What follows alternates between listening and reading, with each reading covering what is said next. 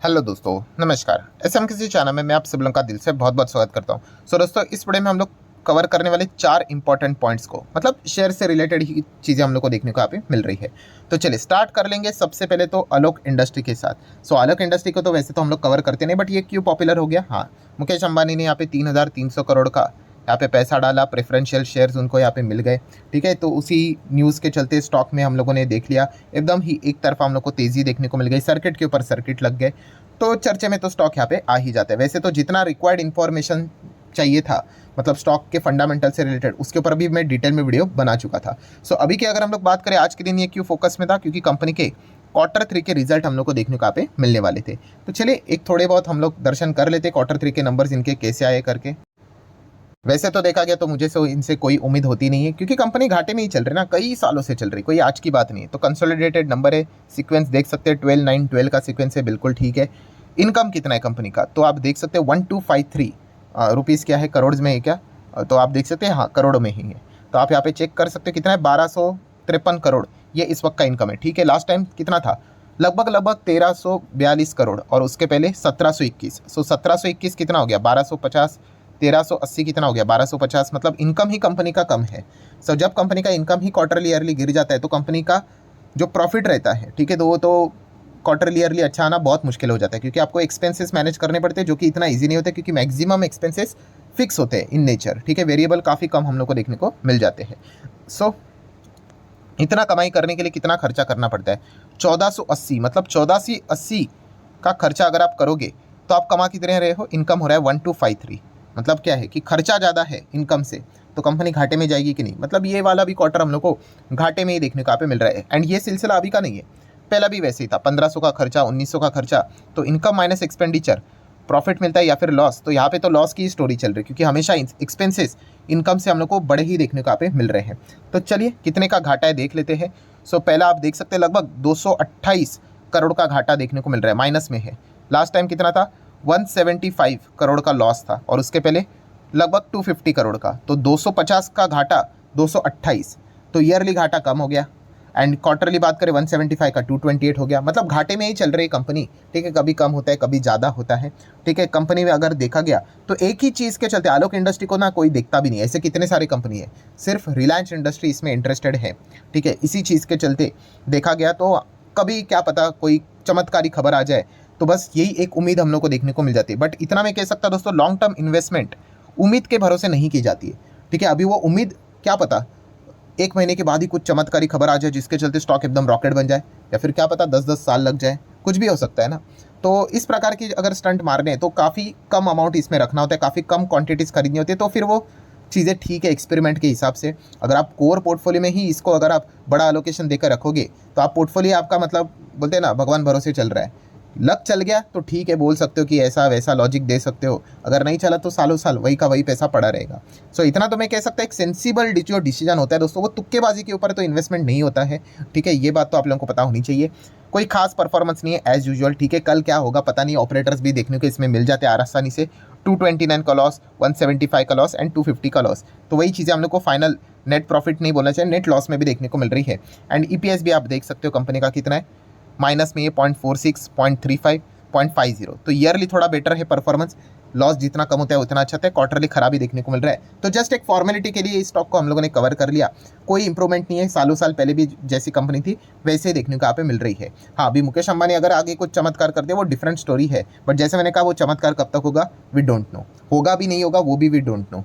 ठीक है, जिस दिन हो जाएगा देख लेंगे भाई, प्रॉफिट नज़र आ जाएगा, मतलब एंट्री करने का विचार कर लेंगे। ठीक है, तब तक अगर देखा गया इसमें एंट्री करना मतलब बहुत ही ज़्यादा डेंजरस खेल हम लोग को देखने को यहाँ पे मिल रहा है। चलिए नंबर्स तो हम लोगों ने देख ही लिए। कल बाजार इस नंबर के प्रति क्या रिएक्शन दिखाता है वो एक देखने वाली बात रहेगी। ठीक है, ट्रेडिंग के हिसाब से प्लस माइनस का खेल यहाँ पे चलता रहता है। नेक्स्ट अगर हम लोग बात करेंगे कल, यस मतलब टुमारो की यहाँ पे मैं बात कर रहा हूँ, पॉलीकैब इंडिया काफ़ी लोगों के रडार के ऊपर यहाँ पे रहेगा।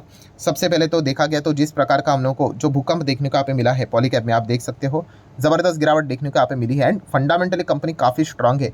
तो कल ऐसा क्या खास है? तो पॉलीकैब के हम लोगों को कल Q3 के रिजल्ट देखने को यहाँ पे मिलने वाले हैं। सबसे पहले तो चर्चा यही रहेगी, क्या भाई इस वक्त के तो रिजल्ट ढंग के है ना? क्योंकि लास्ट टाइम आपको पता है अभी जिस प्रकार के आरोप है, अभी भी वो आरोप सिद्ध नहीं हुए, या फिर पॉलीकैब को भी उससे रिलेटेड कोई इन्फॉर्मेशन मिली नहीं है इनकम टैक्स डिपार्टमेंट की ओर से। ये तो उड़ती उड़ती खबरें हैं कि पॉलीकैब के ऊपर ऐसे कोई नोटिस निकल सकती है करके।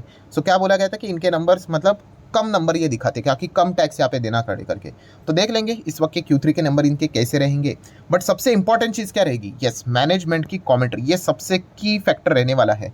ठीक है, आपका प्रॉफिट रेवेन्यू से ज़्यादा इस वक्त लोगों को अगर ज़्यादा फोकस अगर रहेगा तो वो रहने वाला है, हाँ, वो टैक्स इवेजन से रिलेटेड जो बातें यहाँ पे चल रही है, तो मैनेजमेंट क्या कमेंट्री देगा ये एक फोकस में रहने वाली बात रहेगी। बट फिर भी अगर एक मैं नॉर्मल बात अगर मैं रख दूँ आपके सामने, अभी मैनेजमेंट ही खुद इतने 2-3 दिन से बोल रहा है कि हमें इनकम टैक्स की ओर से कोई ऑफिशियली लेटर मिला ही नहीं है, तो फिर वो क्या ही कमेंट्री देंगे। बट चलिए फिर भी हम लोग देख ही लेते हैं। इतना तो वो कह सकते हैं कि भाई कि अभी तक ऑफिशियली कुछ चीज़ें यहाँ पे मिली नहीं करके, एंड वो आगे का प्लान बता सकते हैं करके। तो इसी चक्कर में कल पॉलीकैब इंडिया भी देखा गया, तो काफ़ी लोगों के रडार के ऊपर यहाँ पे रह सकता है। गिरावट के बाद हम कह सकते हैं कुछ 2 दिन से हम लोग को अच्छी खासी रिकवरी ज़रूर देखने को यहाँ पे मिली है। नेक्स्ट अगर हम लोग यहाँ पे बात करेंगे दोस्तों, तो इरेडा, यस, इरेडा की बात करेंगे तो आज के दिन 4-4.25% तेज़ी में चलते हुए देखने को यहाँ पे मिल रहा है। आज के दिन की भी बात करें तो एक नया और 52 वीक हाई, या फिर आप चाहो तो ऑल टाइम हाई भी यहाँ पे कह सकते हो, एकदम ज़बरदस्त फॉर्म में यहाँ पे देखने को यहाँ पे मिल रहा है। काफ़ी रिटेल इन्वेस्टर इस स्टॉक में ब्लाइंडली एंटर कर चुके हैं। ब्लाइंडली एंटर करना सबसे बड़ा प्रॉब्लम ये होता है कि तेज़ी में तो सब अच्छा ही लगता है, थोड़ा सा स्टॉक गिर गया तो जो ब्लाइंडली निवेशक यहाँ पे होते हैं, जो हम कहते हैं भागते हुए ट्रेन पकड़ते, वो होल्ड नहीं कर पाते। ठीक है, वो एकदम फ्रस्ट्रेट हो जाएंगे। ठीक है, एंड उसके बाद मतलब निकाल देते स्टॉक को। हाँ, जो लॉजिकली यहाँ पे जा चुके हैं उनको पता है कि कंपनी में पोटेंशियल तो एकदम भर भर के यहाँ पे हम लोग को देखने को मिल जाते हैं। खास करके जो सरकार ने नए दरवाजे खोल के रखे हुए हैं, तो उससे क्या हो जाता है कि इन कंपनीज के लिए ग्रोथ हम लोग को आते हुए देखने को यहाँ पे मिल जाती है। सो अभी लिस्ट हुआ था, एंड लिस्टिंग के बाद भी हम कह सकते हैं पैसा डबल करके यहाँ पे दिया है। लिस्टिंग गेन भी एकदम ज़बरदस्त था, मतलब जिनको IPO लगा था ना, एकदम लॉटरी कमाल का ही परफॉर्मेंस बना के यहाँ पे दिया हुआ है, पैसा बना के दिया हुआ है।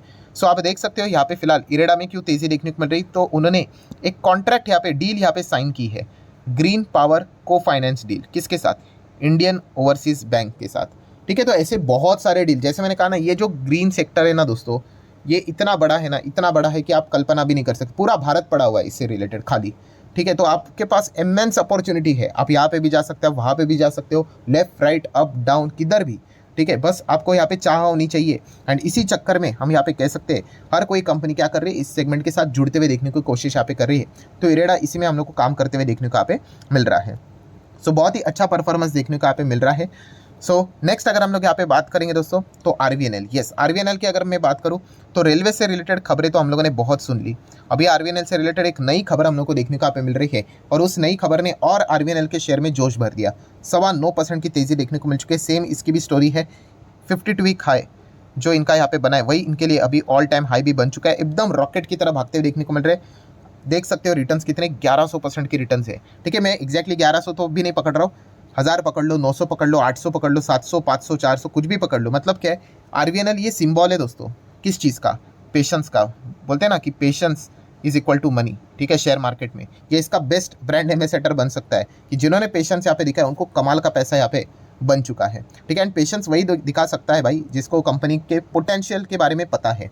ठीक है, रैंडमली जो बाइंग करेगा। ठीक है, RVNL का भी जब IPO आया था 25 रुपये के आसपास था। ठीक है, IPO कितने लोगों ने पैसा लगाया था। ठीक है, उसके बाद 2 साल स्टॉक चला ही नहीं, कोविड में 50% क्रैश हो गया, 10 रुपये तक आया था, एग्जैक्ट 10 रुपये तक आया था।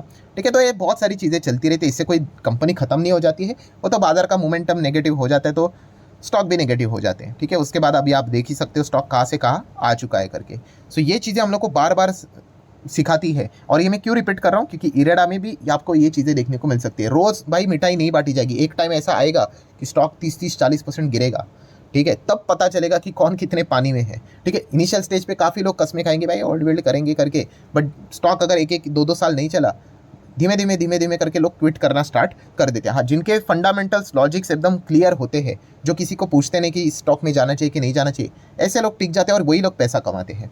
ठीक है, तो मेरा काम आपको वही सिखाना है कि शेयर से रिलेटेड अगर आप किसी भी कंपनी में जाते हो तो आपका कॉन्फिडेंस खुद के ऊपर यहाँ पे होना चाहिए। किसी को पूछने वाला कभी भी शेयर को होल्ड नहीं कर पाएगा। ठीक है, ये पॉइंट भी मैं बहुत बार आपको सिखा चुका हूँ। एनीवेज, RVNL की बात करें तो PSP प्रोजेक्ट के साथ हम लोग को इनका कॉन्ट्रैक्ट जो बैग होते हुए देखने को मिल रहा है। ठीक है, अलग अलग इनको प्रोजेक्ट्स यहाँ पे मिलते जा रहे हैं। 630 करोड़ के आसपास ये इनके प्रोजेक्ट्स हम लोग को देखने को मिले। गुजरात बेस इन्हीं के साथ हम लोग को डील होते हुए देखने को मिल चुकी है।